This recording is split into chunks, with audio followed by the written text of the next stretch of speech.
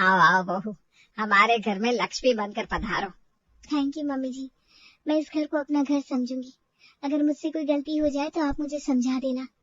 साक्षी नई बहू बनकर रोहन के घर आई है। उसकी समझदारी भरी बातें सुनकर घर के सभी लोग खुश हो गए, मगर सुनीता जैसे साक्षी की बातों से खुश नहीं है। हाँ बहू, वो तो मैं तुम्हें समझा ही दूंगी, बस देखना यह है कि तुम मेरी बातें कितना समझती हो। जी मम्मी जी, मैं आपकी सारी बातें समझने की कोशिश करूंगी। इस तरह साक्षी का गृह प्रवेश होता है और सुनीता यहीं से अपनी सास वाली छवि साक्षी को दिखा देती है। अरे भाई, तुम बहू को दरवाजे पर ही खड़ा रखोगे या अंदर आने के लिए भी कहोगे? हाँ मम्मी, कब से यहीं खड़े हैं, गृह प्रवेश भी हो गया है, कोई हमें अंदर आने के लिए भी बोल दो। अरे हाँ भाई, नई बहू की आरती उतार लो, फिर तुम ले आना इसे अंदर। पूरे रस्म रिवाज के बाद साक्षी रोहन के साथ कमरे में जाती है। ये है हमारा छोटा सा घर, अगर तुम चाहो तो इससे मंदिर भी बना सकती हो। मेरी माँ बहुत अच्छी है, वो तुम्हें बिल्कुल बेटी की तरह रखेगी। जी, मैं भी आपकी माँ को अपनी माँ ही समझती हूँ, मैं उन्हें खुश रखने की पूरी कोशिश करूंगी। रोहन साक्षी को समझाता है, साक्षी भी उसकी हाँ में हाँ मिलाती है। दोनों खूब सारी बातें करते हैं। तभी मुस्कुराते हुए रोहन कहता है, चलो चलो, बहुत हो गई बातें, आंखें बंद करो। क्यों, क्या हुआ? अरे तुम्हें अपना गिफ्ट नहीं चाहिए क्या? अरे हाँ, मैं तो बहुत एक्साइटेड हूँ। वैसे भी मेरी फ्रेंड्स मुझे सुबह होते ही पूछेंगी, रोहन ने क्या गिफ्ट दिया? जल्दी से मेरा गिफ्ट दिखाओ। अरे पहले आंखें तो बंद करो, तभी तो गिफ्ट दिखाऊंगा। साक्षी एक्साइटमेंट में आंखें बंद करती है। तुम अपनी आंखें खोल सकती हो। ओह वाह, कितनी खूबसूरत है, थैंक यू सो मच। ये सच में मेरी लाइफ का सबसे अच्छा गिफ्ट है। तुम्हें पसंद आया ना? हाँ, बहुत पसंद आया। रोहन ने साक्षी को एक खूबसूरत अंगूठी गिफ्ट की है, जो साक्षी को बहुत पसंद आई। इस तरह बातचीत करते हुए दोनों सो जाते हैं। गुड मॉर्निंग पतिदेव जी, उठ जाइए, आपको ऑफिस के लिए देर हो रही है। अरे साक्षी, तुम इतनी जल्दी उठ गई, अभी तो कोई भी नहीं उठा। तो मुझे आपके लिए ब्रेकफास्ट भी बनाना था ना, मम्मी जी को भी चाय बनाकर देनी थी, इसलिए मैं अलार्म से पहले ही उठ गई। गृह प्रवेश पर अपनी सास का चेहरा साक्षी को बिना बोले ही बहुत कुछ बता रहा था। उसे थोड़ी सी टेंशन थी कि कहीं सुनीता को उसका लेट उठना पसंद न आए, इसलिए वो पूरी रात सही से सो भी नहीं पाई थी। सभी लोग नीचे खाने के टेबल पर आते हैं। कितनी अच्छी खुशबू आ रही है, भैया आज क्या बन रहा है? सुशील एक्साइटमेंट के साथ कहता है। अरे आज तो साक्षी की पहली रसोई है, जरूर कुछ अच्छा खाने को मिलेगा। अरे भाई ले भी आओ, ऐसा क्या बनाने लग गई हो, और कितनी देर लगेगी? बस पाजी, सब कुछ तैयार है, आप बैठ जाइए, मैं अभी खाना परोस देती हूँ। जैसे ही साक्षी अपनी पहली रसोई में बनाई हुई खीर सबको परोसती है। अरे भाई, बहुत स्वादिष्ट खीर बनाई है, ये लो तुम्हारा शगुन। हाँ, अच्छी बनाई है, लो बहू मेरी तरफ से भी ये सोने का हार रख लो। साक्षी अपने सास ससुर के पैर छूकर आशीर्वाद लेती है और कहती है, आपका आशीर्वाद ही मेरे लिए सब कुछ है, इन पैसे और गहनों की कोई जरूरत नहीं है।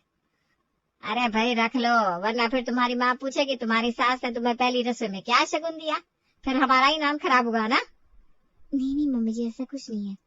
पहले दिन से ही सुनीता साक्षी के साथ अजीब सा व्यवहार कर रही है, लेकिन साक्षी का पहला दिन था, वो बस सब कुछ आराम से ऑब्जर्व कर रही थी। ठीक है मम्मी, साक्षी मैं ऑफिस जा रहा हूँ, बाय पापा, बाय साक्षी। ठीक है जी, ध्यान से जाइए। रोहन ऑफिस चला जाता है, उसके पापा भी काम पर चले जाते हैं।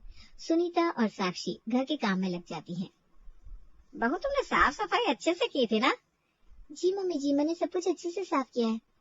मुझे तो मंदिर में धूल नजर आ रही है, लगता है तुमने मंदिर साफ नहीं किया। वो मम्मी जी, मैं भूल गई होंगी, चलिए मैं फिर से कर देती हूँ। सुनीता का ये अजीब व्यवहार साक्षी को बिल्कुल पसंद नहीं आ रहा था। वो अच्छे से मैनेज करने की कोशिश कर रही थी, लेकिन सुनीता उसके हर काम में नुक्स निकाल रही थी। शाम का समय। मम्मी जी, आज खाने में क्या बनाऊं? इनको राजमा बहुत पसंद है, मैं सोच रही थी आज राजमा बना लेते हैं। मेरा भी फेवरेट है। अरे नहीं बहू, आज तो मंगलवार है, हमारे घर में मंगलवार को राजमा नहीं बनता। साक्षी सोच में पड़ जाती है कि मंगलवार को राजमा नहीं बनता। खैर, उनके यहाँ ऐसा ही होता होगा। तुम आलू बना लो। ठीक है मम्मी जी। साक्षी किचन में चली जाती है। रोहन ऑफिस से आने के बाद, भाई कहाँ है सब लोग, कोई दिख क्यों नहीं रहा? अरे भाई सामने ही तो बैठे हैं, सीधा सीधा बोलना, साक्षी कहाँ है? अरे नहीं मम्मी, ऐसी बात नहीं है, मेरा ध्यान ही नहीं पड़ा आप पर। सुनीता की ये बात रोहन को भी थोड़ी अजीब लगती है, मगर वो ज्यादा ध्यान नहीं देता और अपने कमरे में चला जाता है। शाम का समय, डाइनिंग टेबल पर। आज खाने में क्या बनाया है? बहुत भूख लगी है, जल्दी से खाना ले आओ भाई। जी बस अभी लगा रही हूँ खाना। वैसे खाने में क्या बनाया है? पापा जी आलू की सब्जी, रोटी और रायता। आलू की सब्जी?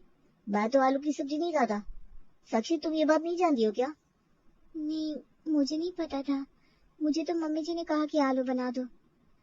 इस तरह रोहन थोड़ा सा खाना खाकर ही उठ जाता है। साक्षी रोहन को भूखा उठते हुए देखकर बहुत दुखी होती है, मगर वो कर भी क्या सकती थी। अगर वो अपनी सास की बात नहीं मानती तो वो गुस्सा हो जाती। साक्षी भी कमरे में चली गई। अगर आपको भूख लगी तो मैं आपके लिए कुछ और बना दूं, कुछ ऐसा जो जल्दी बन जाएगा। नहीं, रहने दो, मैं खा चुका हूँ, बस दूध पी लूंगा।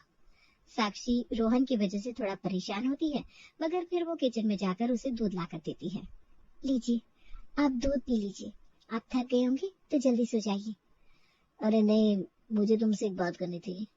दरअसल ऑफिस में सभी लोग शादी की पार्टी के लिए पूछ रहे हैं। सब बोल रहे हैं भाभी से कब मिल पाएंगे। तो फिर कब मिलवा रहे हो? मैं मम्मी से बात कर लेता हूँ, फिर हम दोनों शाम में दोस्तों से मिलने चलेंगे और बाहर ही डिनर कर लेंगे, ठीक है ना? जी, जैसा आपको ठीक लगे।